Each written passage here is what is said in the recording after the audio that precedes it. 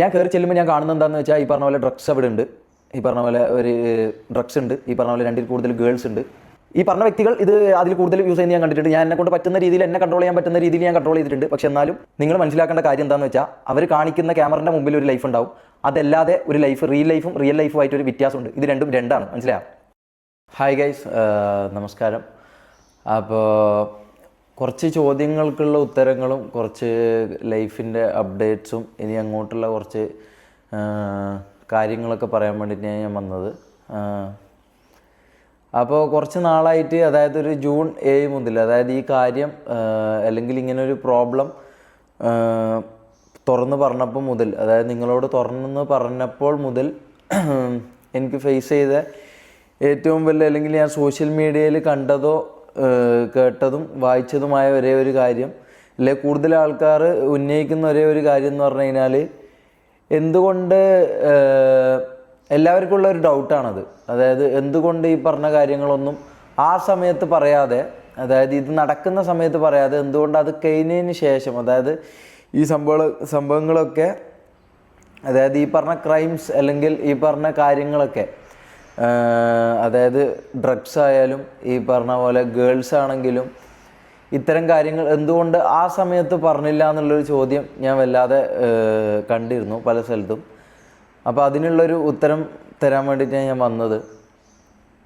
അതായത് ആ സമയത്ത് ഇതെന്തുകൊണ്ട് ഞാൻ പറഞ്ഞില്ല, അല്ലെങ്കിൽ ആ സമയത്ത് നീ എന്തുകൊണ്ട് ഈ കാര്യങ്ങൾ പറഞ്ഞില്ല, അല്ലെങ്കിൽ ആ സമയത്ത് ഡ്രഗ്സ് നടന്നുകൊണ്ടിരിക്കുമ്പോൾ, അല്ലെങ്കിൽ ഈ പറഞ്ഞ ആൾക്കാർ, ഞാൻ പേരെടുത്ത് പറയുന്നില്ല, ഈ പറഞ്ഞ ആൾക്കാർ ഡ്രഗ്സ് യൂസ് ചെയ്യുമ്പം എന്തുകൊണ്ട് ആ സമയത്ത് ഇത് പറഞ്ഞില്ല, അല്ലെങ്കിൽ എന്തുകൊണ്ട് ആ സമയം ഇതിനെക്കുറിച്ച് കംപ്ലൈൻറ്റ് ചെയ്തില്ല എന്നുള്ളൊരു ഇത് ഞാൻ കുറേ കണ്ടിട്ടുണ്ടായിരുന്നു. അപ്പോൾ ഞാൻ ഈ പറഞ്ഞ പോലെ ദുബായിൽ ഒരു വർഷം, 1.25 വർഷം ജോലി ചെയ്തു. അവിടുന്ന് ഈ പറഞ്ഞ പോലെ എൻ്റെ വിസേൻ്റെ കുറച്ച് പ്രശ്നങ്ങളുണ്ടായിരുന്നു.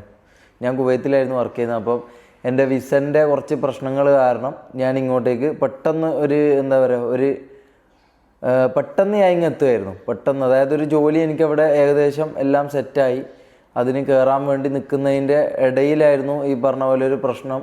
അവിടെ വിസൻ്റെ കാര്യങ്ങളായിട്ടൊരു പ്രശ്നമായതുകൊണ്ട് ഞാൻ പെട്ടെന്ന് തന്നെ നാട്ടിലേക്ക്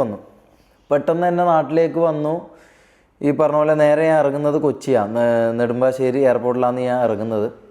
അപ്പോൾ ഈ പറഞ്ഞ വ്യക്തികൾ, ഞാൻ പേരെടുത്ത് പറയുന്നില്ല, ഈ പറഞ്ഞ വ്യക്തികൾ എന്നെ പിക്ക് ചെയ്യാൻ വന്നു. ഞാൻ പിന്നെ കയറി ചെല്ലുന്നതെന്ന് പറഞ്ഞു കഴിഞ്ഞാൽ അവരുടെ ഫ്ലാറ്റിലേക്കാണ്. അവരുടെ ഫ്ലാറ്റോ അല്ലെങ്കിൽ ഈ പറഞ്ഞ പോലെ അവർ റെൻറ്റിനെടുത്തേക്കുന്ന ഒരു സ്ഥലത്തേക്ക്, അവിടത്തേക്കാണ് ഞാൻ വരുന്നത്. അപ്പോൾ ഈ വരുന്ന സ്ഥലത്തേക്ക് ഞാൻ അവിടെ കാണുന്ന കാഴ്ച എന്ന് പറഞ്ഞു കഴിഞ്ഞാൽ, ഈ പറഞ്ഞ പോലെ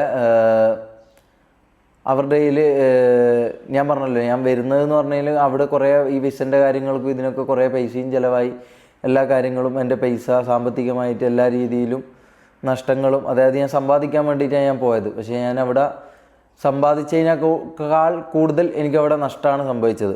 അപ്പോൾ അങ്ങനെ ഒരു അവസ്ഥയിലാണ് ഞാൻ നാട്ടിലേക്ക് വരുന്നത്. അങ്ങനെ ഞാൻ നാട്ടിലേക്ക് വന്നു. ഈ പറഞ്ഞ പോലെ ഞാൻ ഈ വീട്ടിലേക്ക്, അല്ലെങ്കിൽ ഈ പറഞ്ഞ ഫ്ലാറ്റിലേക്ക്, ഈ സ്ഥലത്തേക്ക് ഞാൻ കിടക്കുമ്പം അവിടെ ഞാൻ കാണുന്നതെന്ന് പറഞ്ഞാൽ 2 കൂടുതൽ ഗേൾസും, പിന്നെ ഈ പറഞ്ഞ പോലെ മമ്മു, റാംബോ, ഈ പറഞ്ഞ ആൾ നിഹാദ്,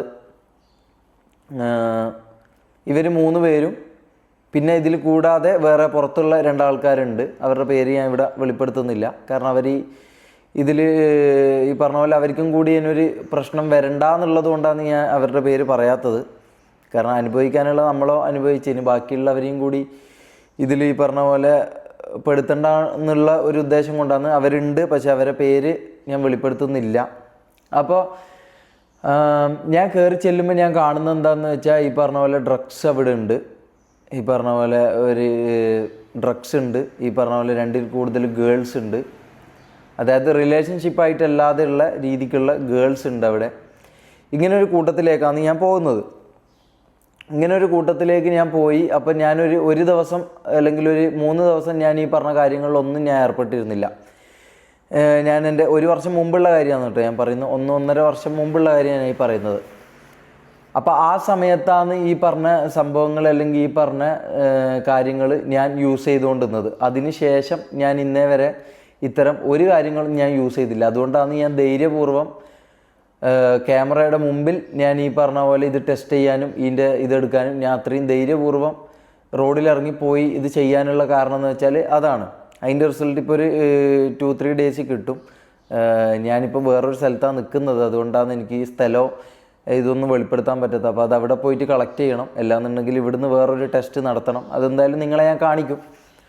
കാരണം ഞാൻ തെറ്റ് ചെയ്തില്ല എന്നുള്ള ബോധം, അല്ലെങ്കിൽ ഈ പറഞ്ഞ പോലെ മുൻപ് ചെയ്ത തെറ്റ് ഏറ്റു പറയാനും ആ തെറ്റ് ഞാൻ സമ്മതിക്കാനും ഞാൻ തയ്യാറാണ്. അല്ലാതെ അത് AI ആണെന്നോ അല്ലെങ്കിൽ അത് ഈ പറഞ്ഞ പോലെ അത് പല ആൾക്കാർ ക്രിയേറ്റ് ചെയ്ത ഒരു ഇതാണെന്നോ പറയാൻ എനിക്ക് താല്പര്യമില്ല. കാരണം ഞാനൊരു കാര്യം ചെയ്തിട്ടുണ്ടെങ്കിൽ അത് അതുപോലെ സമ്മതിക്കുക. അല്ലാതെ നമ്മൾ ഈ പറഞ്ഞ പോലെ അതിൻ്റെ മുകളിൽ കിടന്ന് ഉരുണ്ടതിനെ കൊണ്ട് പ്രത്യേകിച്ച് നമ്മളൊരു പുണ്യാളനായി മാറുമെന്ന് എനിക്ക് തോന്നുന്നില്ല. നമ്മൾ ഉള്ള കാര്യങ്ങൾ ചെയ്തിട്ടുണ്ടെങ്കിൽ ചെയ്തിട്ടുണ്ട് എന്ന് പറയാം, ഇല്ലയെന്നുണ്ടെങ്കിൽ ഇല്ല എന്ന് പറയാം. അതെന്താണെങ്കിലും